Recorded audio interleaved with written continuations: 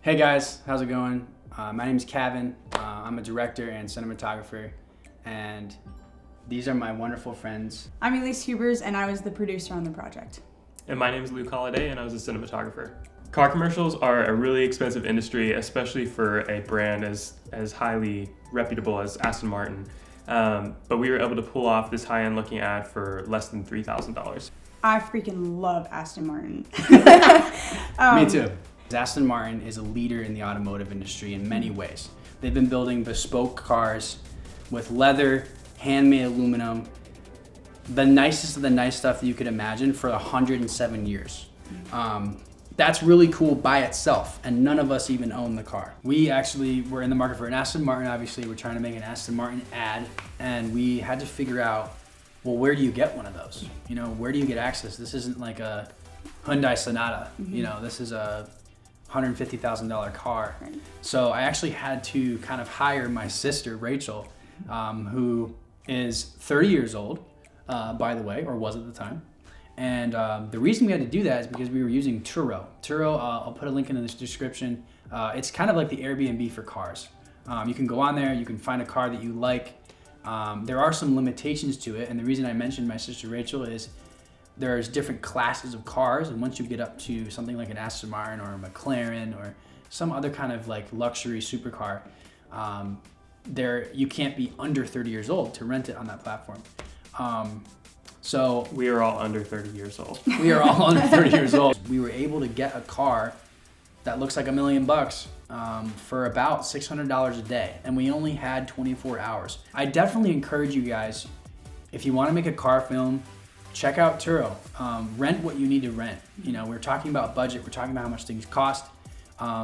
Spend your money wisely, but just know that if you want to up your production level, you can rent things. And as long as the owners and the people that are renting the cars are okay with it, you know, taking pictures, taking videos, make sure you tell those people what you're doing, so you're not breaking any laws. But it was a go for us. I met Luke 2 months before we shot this film. The first time we met was a pre-production meeting for this film. Yep. So and we look kind of similar. Yeah. What do you guys think?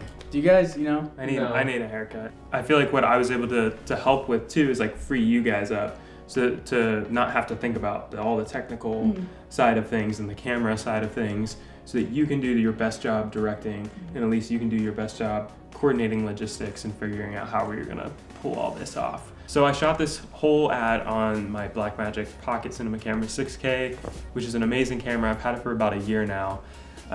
But we did have to rent another camera, which was the Panasonic S1H. Well, this was the first project that I had ever produced, and so working alongside these two was an absolute honor.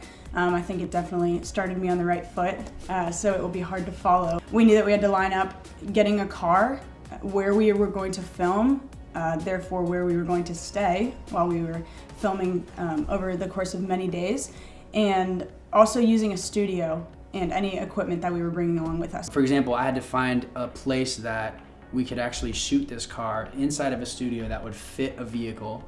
That kind of limited our availability. We ended up shooting in Cleveland, Ohio. We're all based out of Cincinnati, Ohio. So like we had to think about, okay, we want a really nice studio look. So we're gonna rent a really nice studio, but we're gonna rent it for a very short amount of time. That's how we kept it in our budget. We had the car for 24 hours, and we had the studio for 6 total, and that includes loading the car in and loading it out. How do you get your shots that you want in such a short amount of time?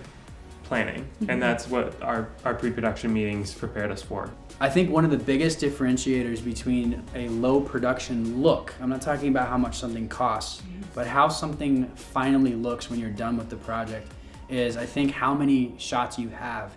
Did you shoot what you actually wanted to shoot? It's more worth it for you to postpone shooting something if you don't really know what you want to make.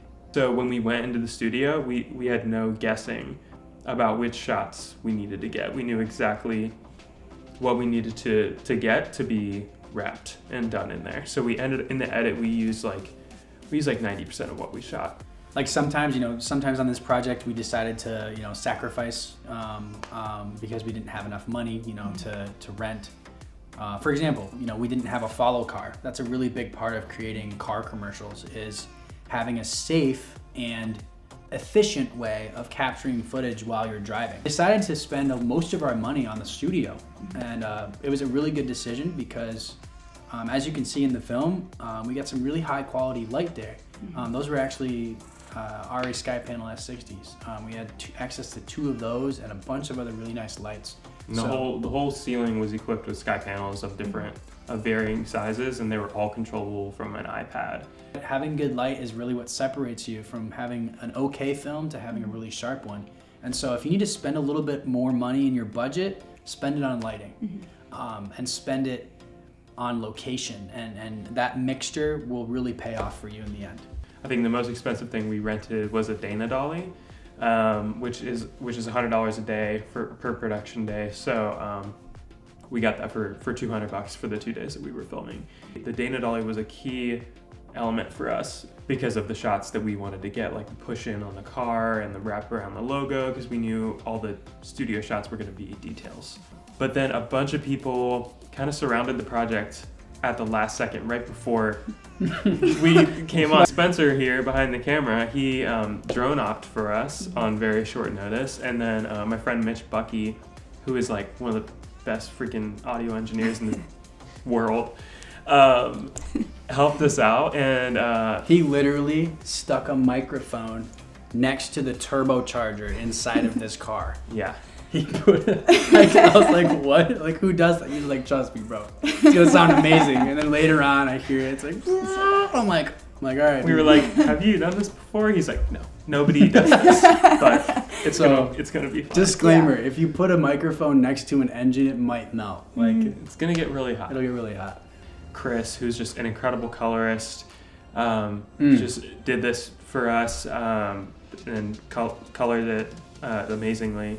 And big thank you to Chris. Yeah. Color can really, really change how something looks, obviously, and it can really separate something that looks a little bit more amateur to something that looks really pro, because of the way, how vivid those colors are, how much it pops. So the first day when we got to Cleveland, we gave ourselves a day to location scout. Since we're not from Cleveland, we had to get up there a day early before our rental period with the car started.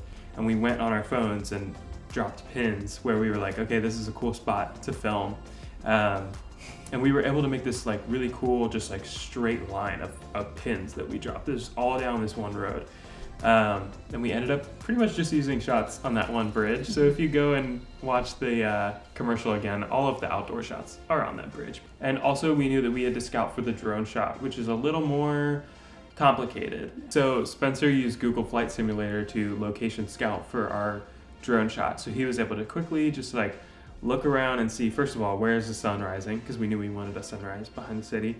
And where can I take off my drone? So he found a park that fit those two parameters that we needed, both the sun rising behind the city and a safe place to take the drone off from. And also flying it over water was key for us too. So honestly, I think that's probably the best spot in Cleveland to get like a sunrise shot of the city. So just saying, Spencer nailed it.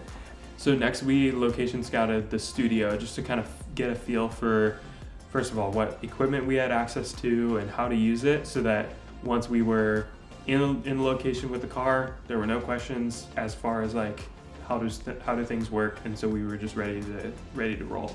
So the day after we did those location scouts, we got up early before the sun started coming up. And too early. Yeah, it was really early. And we took off the drone at sunrise from that park. Me and my sister went to pick up the car while everybody else went and prepped to go to the studio.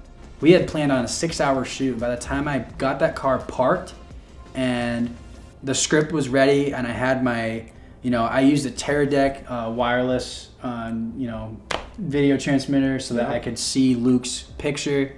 Once all of us were ready to go, we had 4 hours. 1 p.m., I said action for the first time, and we start rolling. Yeah. And we just start knocking off our shots. Yeah, and to that point, just like a little efficiency tip is one word, which is anticipate. I'm sure anybody who is watching this who's been on a film set, like more than one time, you know that the biggest thing that keeps people on schedule is anticipating the needs of the director, the DP. I think when you have a plan, such as your shot list ready to go, once you finish everything that you need to do, that's when you have margin to get even more creative and then go outside of the boxes. You know that you have everything that you need done, and then you can get really creative. We had time for one extra shot, and then we were out of there. That one extra shot made the final cut. It's the flashing shot. At the very end. At the very end, it looks like thunder. We did not plan that. We did not plan that. We had probably 3 minutes left on the clock. We had to get out of there at 5, and Luke was like, dude, he grabs the iPad with all these crazy things. He's like, bro, we gotta try that. And just starts going ham on the buttons, and then we just get this really cool flash effect, and it was just so cool. You push in with the dolly, cut, boom, 4 hours exactly of capturing footage with a team of 8 people total. Hopped in the back of a minivan, which was our follow car, so we just kind of drove around with the trunk open, and I was hanging out the back with my Pocket 6K. I'm laughing because I'm just watching this kid hang his Pocket 6K like 2 inches off the pavement. Do you have, by the way, do you have insurance on that? Not yet. Not yet. Insure your cameras, guys. Insure your cameras. There were 2 seatbelts in the back seats that we just kind of like stretched around, and I just kind of looped them under my arms. You just Jimmy rigged yourself to the back Yeah. of the back seat with seatbelts. Thank you guys so much for watching. I know for me, this being the first project that I was on as a producer was super humbling and crazy fun. I could not have done it without these guys. Yeah, I hope you guys were able to take some of our experience and how we pulled off what we did, and learn from it. And I hope you, most of all, like feel encouraged to go out and shoot that spec ad that you've been thinking about, because it's possible, and you don't have to spend $1 billion on it. And thank you guys for checking out this video. Hopefully you learned a lot from Luke. Check out his stuff. I'll link all of his accounts, his Instagram and his YouTube channel. And also check out Elise's work. I'll have her stuff below as well. I'd love to see if you guys make a car commercial. Just comment below if you have a link to it. I'd love to check it out. Or really anything, any spec ad, any narrative film, music videos, anything that you're creating that you're proud of, feel free to comment it below. And yeah, see you guys next time. Peace. Distinct style in a specific niche. That would be